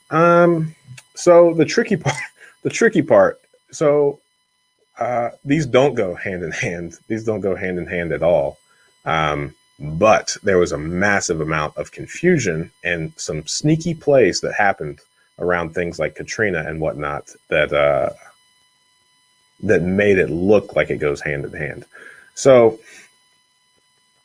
this does not happen in Ohio, and the majority of the business on the insurance side that I've ever written has come from Ohio. So I know very little about this, but from my understanding about how all things work is there are certain states. So the wind, hail and wind are on the insurance side of things the same peril or the same cause of loss. So they go hand in hand. You're in states that experience a lot of wind damage, wind hail is on its own separate deductible. In states like Ohio, where we don't get much wind or hail, it's not common for insurance companies to separate that deductible from everyone else's. So in Ohio, you have one deductible, let's say $2,500, and next to it, it'll say something like all perils. Peril is insurance lingo for cause of loss. Anything that could cause your property to lose value, any weather event, any cause of loss is just called a peril. Really old school word because insurance was invented back in the 1600s. Lloyd's of London, they kind of bet insurance actually started in a pub, which is super cool, Lloyd's Pub. And they were like collectively betting on whether the cargo was going to make it to wherever it was supposed to get to and back from the ships that were leaving. So it came like sometimes I feel like insurance feels like you're betting on horses as like a bookie or something. And truly, that's how it started. So it's pretty cool. Anyway, so wind and hail, it's the same peril, and it has the same deductible. So in states that are constantly affected by wind and hail, you have a separate wind hail deductible. So let's say then your policy would say something like $2,500 deductible, $5,000 wind hail deductible. In the states that really get hammered, you don't have a dollar amount that's a deductible. You have a percentage of the property's value. So if you have a $100,000 property, your deductible might say 2% wind hail deductible. That 2% relates to the value of the property. So in that $100,000 example, that 2% would be a $2,000 deductible. The wind hail insurance is offered by the same people that provide the insurance for everything else. They just separate that cause of loss, the wind and hail, because generally in areas that are hit with hurricanes and whatnot, it's a lot more devastating. But in places like Katrina, where you had all of the wind damage and the flooding, so in all of the areas where, when a hurricane comes through, there's wind, but then there is also an immense amount of rain.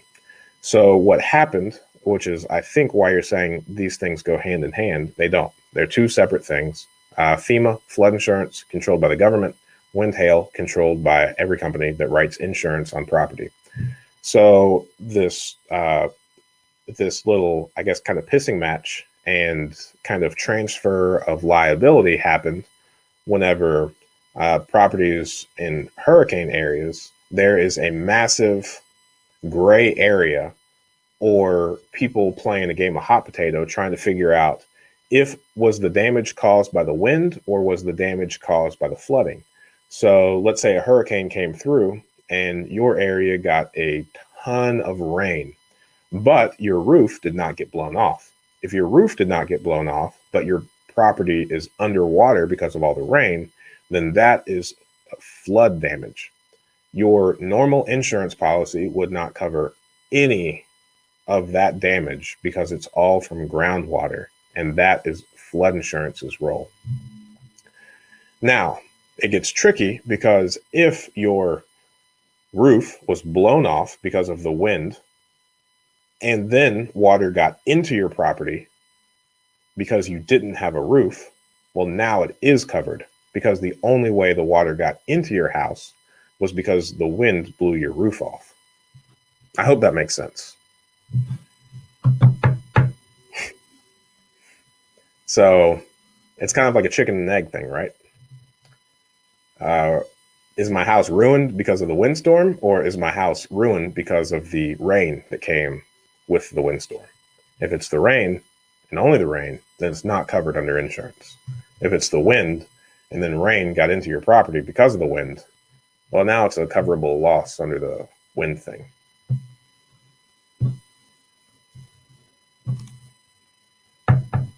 Man, that was fun. It's not often I get to talk about insurance. GM Master Tech. Was that helpful? I hope it was. Basements. You have to realize people weren't that tall back then. Oh yeah, I didn't realize that.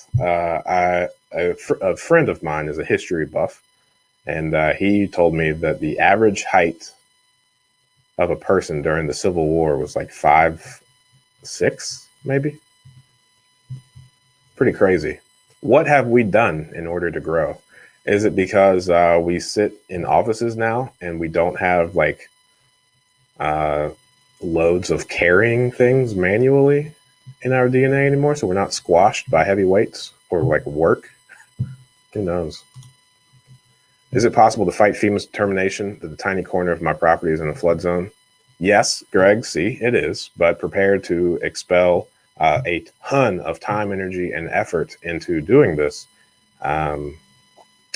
And also keep in mind that FEMA is part of the government. So you are going to be fighting against the government, not a logical private market, capital driven thing that like cares about its customers. You're going to be going up against policy and procedure.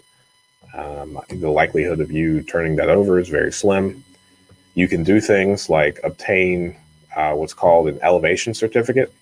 But even if you have an elevation certificate, it's not going to take you out of the flood zone, but it's going to show that you are high enough to where if a flood were to happen, you would still be elevated to a level sufficient enough to minimize the losses. So it's not that you wouldn't be required to have flood insurance. It's that you might have a little bit of a discount on that insurance. So good luck fighting it, Greg C. You can, but if I were you, I wouldn't. I would get rid of that property and never buy another property in a flood zone. You inherited it. You inherited the house and don't want to use your own money for renovations. What can I do? So there's a few things that you could do. Hard money lenders.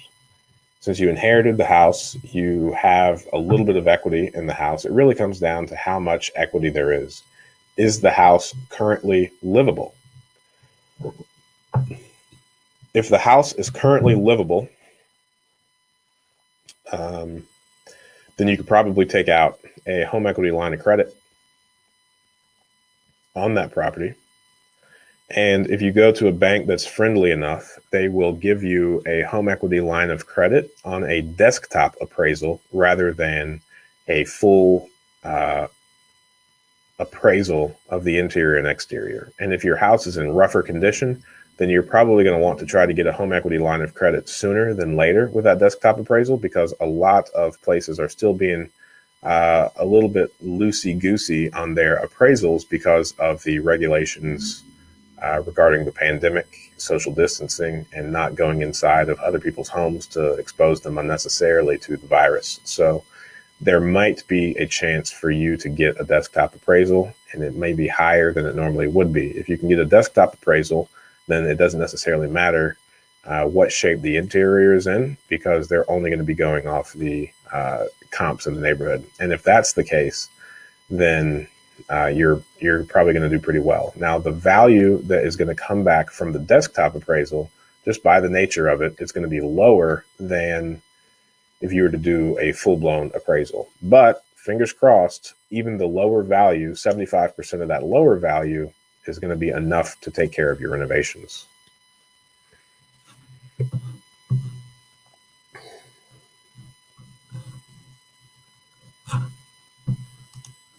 Good morning, 3D of Tom. This is in reference to the basement on the first floor.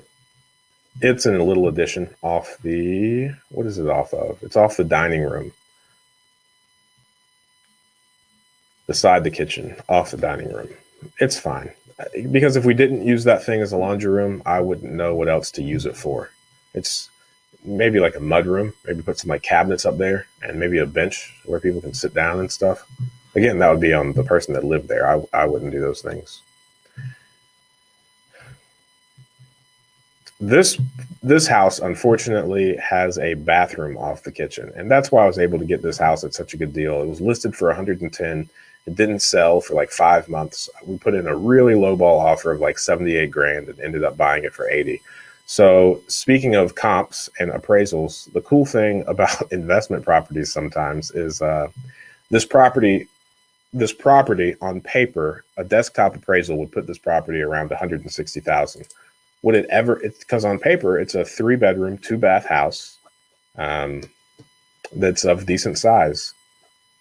On paper, it's worth like 160 because that's what 3.2s sell for in this area. However, because of the layout, this property would never sell for full market because the first floor bathroom is off of the kitchen, which nobody likes that. And I'm not talking about like off of the kitchen in some sort of cute way. I'm talking about like, directly on the other wall from the oven is the toilet, right? It's not It's not cute. It's not fun. It's not functional. It's not a place that anyone would really want to live. And then the second story bathroom is inside of a former closet inside of, I guess, the master bedroom. So they built a closet in that bedroom and reclaimed the original closet as the upstairs bathroom. It's not large. It's not pretty. So while I'll never be able to sell this house for $160,000 on the market, it can still appraise for $160,000. I hope that makes sense.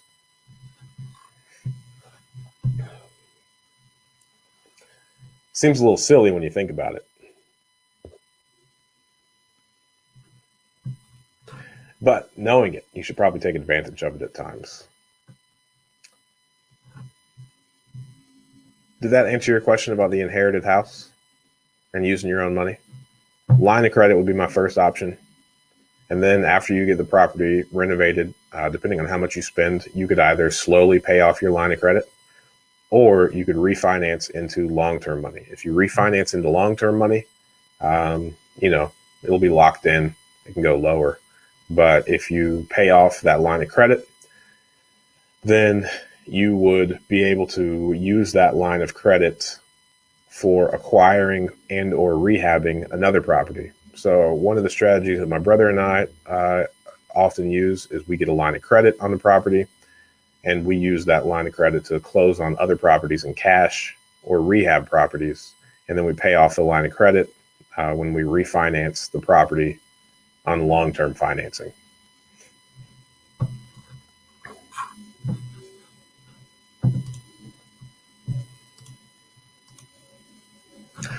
Alrighty, any other questions? Concerns? Thanks for the good question, Brett, about flood insurance. And 37, thanks for asking about the wind hail. I had a lot of fun talking about that. When I first got into insurance, I had tons of insomnia because it was a new career, because I came from law enforcement and I had no idea how I was going to make it in the new industry. So when I had things like insomnia because I was like panicking on like where my money was going to come from and how I was going to feed my family, little details like that, I would do nonsensical things. Once I got curious about flood insurance, and I read, the original NFIP manual on flood insurance. So that's why I know too much. And the more I read, the more I hated. The more I learned, the angrier I became. But I still kept reading because I was just like, holy cow, this thing is so corrupt and so nonsensical. That's when I realized that the government isn't necessarily a good steward of resources. Because when I was in law enforcement, I started to see it a little bit, but then when I fully branched over into the private sector and saw all of the ways that private companies were trying to achieve efficiencies and being most resourceful in order to, amp up their valuations and make more money and save more money, man, the government's inefficient.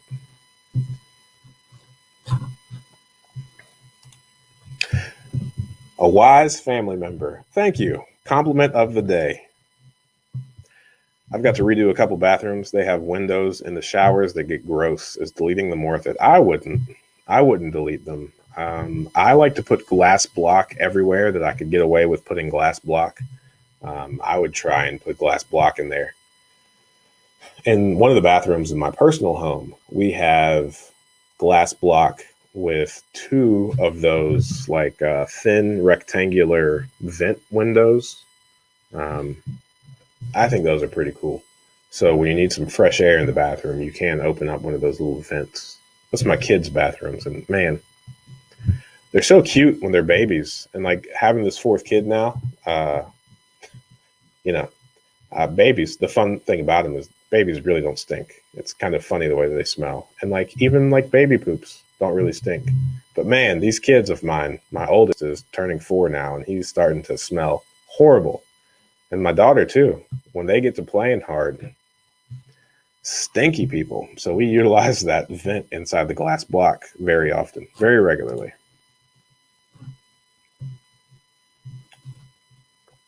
Man, these compliments, you guys are awesome. I'm also really thrilled that we're about to hit this 2-hour mark. The next time I have to be somewhere today, we're closing on a refinance is at 11:30. So I've got some time if you guys got some questions. This is the highlight of my week, honestly. I protect this Friday morning time. And again, like I've mentioned before, I know 37 is on me to start posting more throughout the week, but when I post throughout the week, I'm just guessing what you guys want to hear. When I'm actually doing these live streams, I actually get to answer your questions, like your real questions that Greg C can now go out into the world and put glass block in his bathroom. And that feels good. It feels a lot more about like hoping that the right person stumbles across a video that I posted. But still, you know what? I appreciate those videos that I posted. I still have a fun time doing them. I'm going to blame this kid a lot. This fourth kid. That's the reason I'm not posting 37. Along with the fact that I really love these live streams. Oh. Let's see. Any questions that I missed?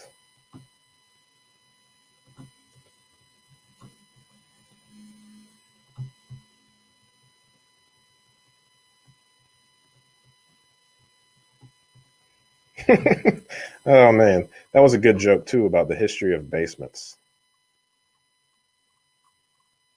I'm going to do some Googling after this to figure out if that book's been written or not.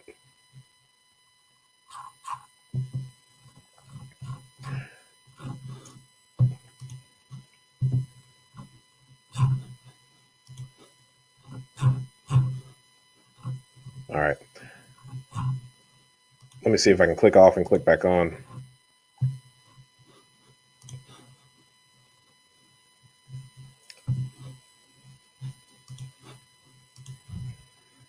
I missed it. So don't buy flood insurance. I wouldn't say that. I would say that you should buy flood insurance if you buy a property that is in a flood zone. But I would say that be proactive and don't buy a property ever that's in a flood zone, because I think that the entire flood insurance program is very, very corrupt. They would have been bankrupt in the 60s and early 70s if they weren't a branch of the government that had the ability to tap out or tap into the taxpayer dollars. And sometime, I think it was either in the early 2000s, there was something written into law that well, no, I take that back. When they were written into existence, the amount of money that they could borrow from taxpayers was limited. And just like all things, year over year, when it didn't put up numbers, when it was, becoming insolvent, when it couldn't pay things, Congress and whoever kept increasing the amount that the National Flood Insurance Program can tap into taxpayer dollars. So there's truly no incentive at this point for the flood insurance program to even be remotely efficient with their time, because essentially now, as much as it's done, they can. I think it was after one of the main floods that we heard about everywhere. They just released the cap, and I'm pretty sure the National Flood Insurance Program can provide or can tap into an endless amount of taxpayer dollars. But you know what? I guess that's not a problem, because we also have the ability to print an unlimited amount of dollars. So in the event that the taxpayers run out of money, they can just print more to sustain the flood insurance program. Any idea if I'd have to pull a permit to change it to glass block? Maybe Columbus has its own rules. Yeah, I think every area has its own rules. I recently talked to a friend of mine. We left law enforcement about the same time. We went through the academy together. We're both in real estate investing. He stayed in North Carolina. He has properties in the mountains and on the coast, and he likes to do things like student rentals because it makes sense there. Because we're in completely different markets. And he's a general contractor as well. And we were just going over permits and how silly things are. And I was complaining about my firehouse. And I had to pay like $75 in order to get them to come out and reinspect. And he very quickly explained to me that I had nothing to complain about, because in North Carolina, I guess you have to pull a permit all the time. And like here in Ohio, if you're a homeowner and you're doing the work yourself, you don't have to pull a permit unless there was like fire damage and they have to like DP&L has to like inspect things or whatever and to turn the power back on. But I shouldn't say here in Ohio. I should say here in Montgomery County. Like in Dayton, we don't have to really pull many permits to do like the works on these rehab properties. And in North Carolina, I mean, he just did a screened-in porch addition, and it cost 80 grand to build it, and 10,000 of those dollars were just for the permits in North Carolina. So he was saying that they charge, in addition to like the permit fee, they also charge a percentage of the value of the home. So I've got nothing to complain about. And then I was speaking to another gentleman who has a bunch of rental properties in Pennsylvania, and apparently they require permits to be pulled at every turn as well. And I've hardly, this firehouse is the first time that I've had to pull permits outside of like the electrical permits from these free homes that I've been getting from the city. That program's defunct. I can't teach you guys how to get those free homes anymore. But those, since they've been vacant for so long, we have to get 2 different permits. One to turn the power back on for an electrician to come out and say, you know, the service line is good and up to code and all of that. And then second, to do a pressure test on the gas lines, since it's been more than a decade since the gas has been on. All the galvanized plumbing and stuff just needs to be double checked, pressure tested, and all of that. So I hope you don't have to pull a permit to replace one of your own windows with glass block, but it's different from municipality to municipality, I suppose, and I don't really know how to advise you on that. My house is 2 blocks from a flood zone I've been buying, but I knew that it was a waste. I mean, it's a waste in the sense of it's an extraordinary amount of money to spend, but it's not a waste in the sense of, you know, if your house does flood, they will pay you to rebuild it. So it's not a waste in that sense. I mean, they will fulfill their promise because they have unlimited money. But it is a waste because your premium, unfortunately, is not so localized that it is, calculated on your property and the likelihood of your property flooding.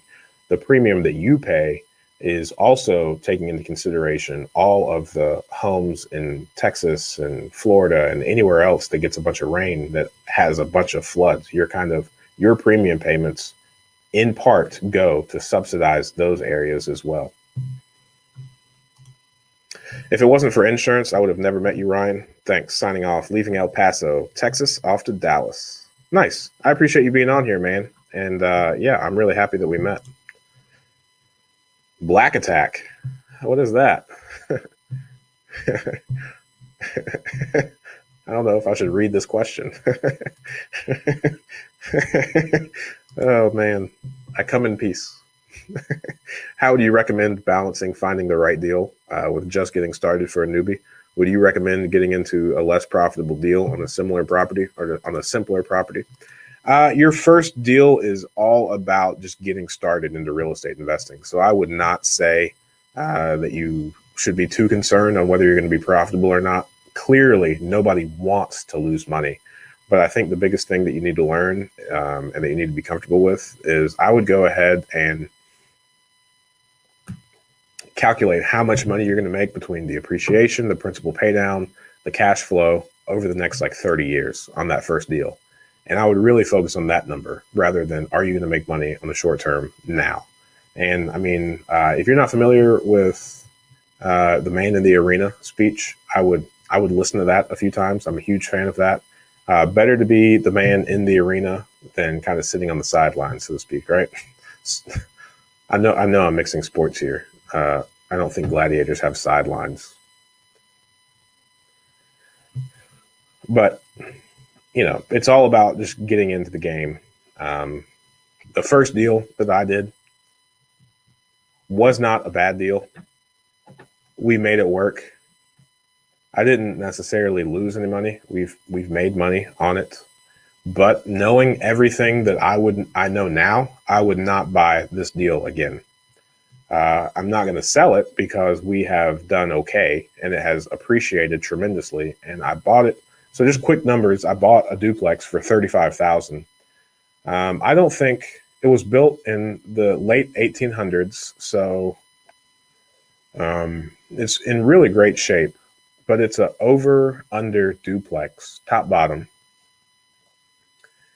And it's just been nothing but trouble for me. And because of the area and because of the layout, I just have had a very difficult time putting people in it. Like each time it goes vacant, it sits on the market for like 3 or 4 months before anybody that is like qualified puts in an application for it. Qualified by, I mean, our parameters of what we're looking for in a resident. I wouldn't buy it again, but I'm happy I bought it. And we recently refinanced it and it appraised for like 70 grand. So we pulled like 55 or 60 grand out of it. So that was a win for us. But at the same time, I have yet to buy any other properties in that area, and I wouldn't.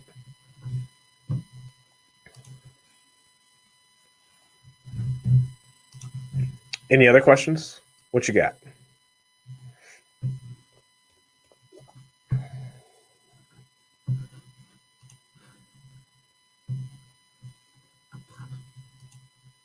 Okay, before we leave this question though, from Black Attack, I would also just make sure that you are doing the appropriate amount of due diligence. Like I kind of say, it's better to be the man in the arena, on one hand, but at the same time, you also don't want to use that as an excuse to not doing enough due diligence. I would say I did one interview with a guy named Spencer Cornelia. He's a solid guy, and it was called Real Estate Gone Wrong, or Real Estate Done Wrong, or something like that. And if you listen to the whole interview, I mean, he lost a lot of money. I think he lost like 250 grand in his first few deals in real estate investing. But if you listen to the full interview and really listen to what he's saying, then what you can tell is that he never did an appropriate amount of due diligence. Had he done an appropriate amount of due diligence, perhaps he wouldn't have lost 250 grand. So definitely do your own due diligence. Make sure that you are surrounding yourself with the right people. Make sure that you are, reading enough books, taking in enough educational material, read books, listen to podcasts, get on things like this Q&A and ask the questions that you're asking. And, it should be really good. You should have a great time.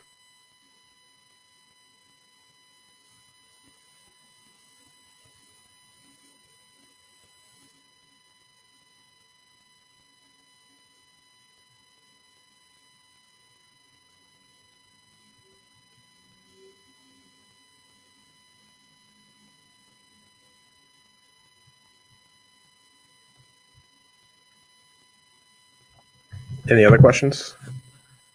Podcasts you recommend? I listened to, actually, let me pull that up. The Old Dog REI Network.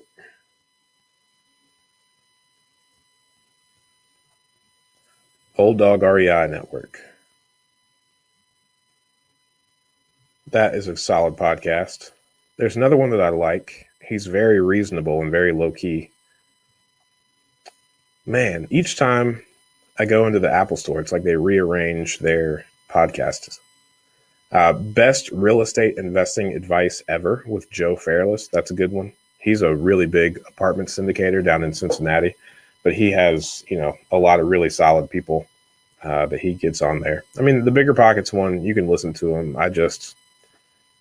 Bigger Pockets is like one giant marketing funnel to get you to buy all of their products in hopes of achieving financial freedom via casual real estate investing. And I just think that's the wrong dream to sell. So I don't like that.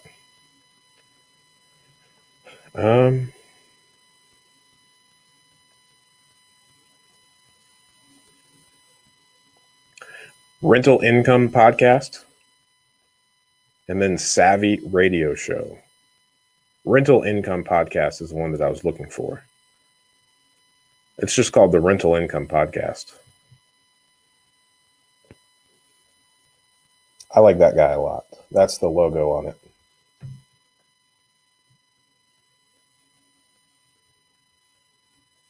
The Savvy Radio Show.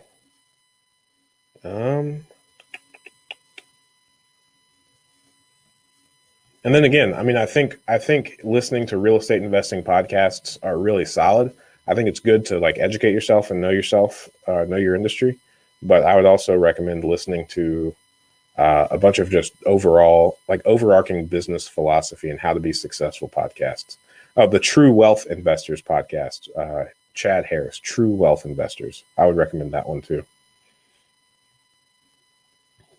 I was fortunate enough to be interviewed on two of these podcasts that I just recommended. That's not why I recommended them.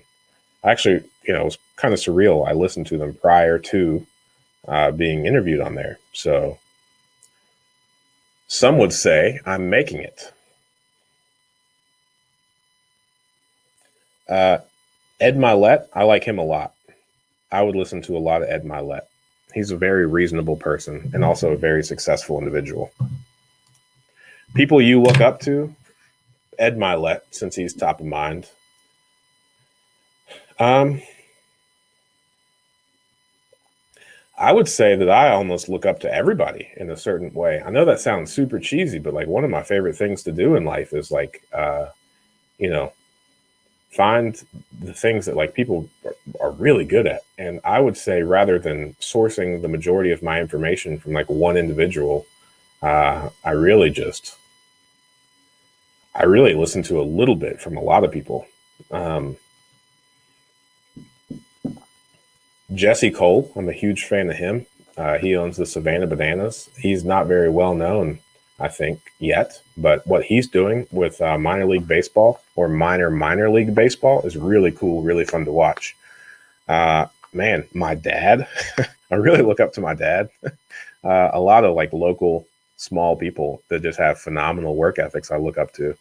And then I also look up to certain aspects of really well off people. I think probably my favorite real estate investor that I look up to is Donald Brin. Haha, you guys thought I was going to say Trump, didn't you? Donald Brin, Bren. I think he is America's wealthiest real estate investor. I think he's got a net worth of an estimated net worth of 17 billion or something, right? So, I like finding interviews online with people that have made it in real estate investing, but aren't like influencers, I guess is how you say that. A lot of people that really got their fame back in like the 70s, or not got their fame, but like built their businesses back in like the 70s, 80s. Sam Zell is another one. You should read his book, Am I Being Too Subtle? And, watch some interviews with him as well. So definitely Sam Zell and Donald Brin. And Sam Zell, he was the one, like, if you've ever seen signs like for sale / lease from like Equity was his company. So he went from being like a college kid, trying to, do student living or student housing to being, I think, like America's largest owner of commercial real estate. And he focused in like A and B areas. Donald Brin, he like single handedly built uh, Orange County, California. Like he's been in real estate for over like 50 years, and he has done zero real estate transactions outside of Orange County, California. So I think that's really cool. His business name it starts with an I, Irving, the Irving Group or something like that. I would check out those guys. I look up to them a lot. All right. Any other questions? Oh, my brother. My brother is on that list. I look up to him a lot. So much so that I almost run every decision I ever make past my brother before I do it. Just to make sure I'm not too off base. Uh, Shout out to my mom, too. I look up to my mom a lot. All right. Any other questions? I'm going to give it a few more minutes. And then I will I'll call this thing if the 7 people on this live stream are not are all out of questions.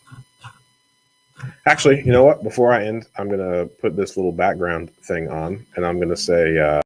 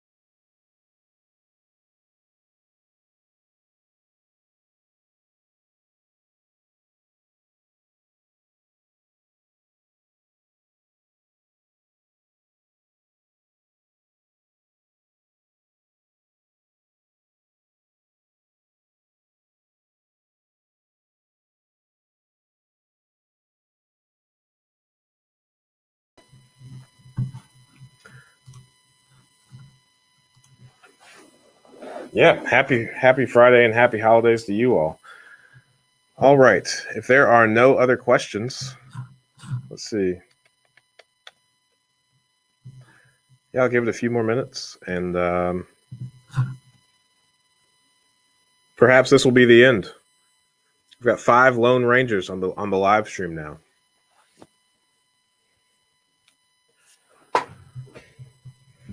It's pizza night at my family, pizza and movie night with the kiddos.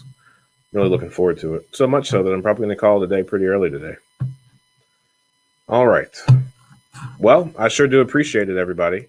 This was a really solid live stream. I think we went over a bunch of really awesome things.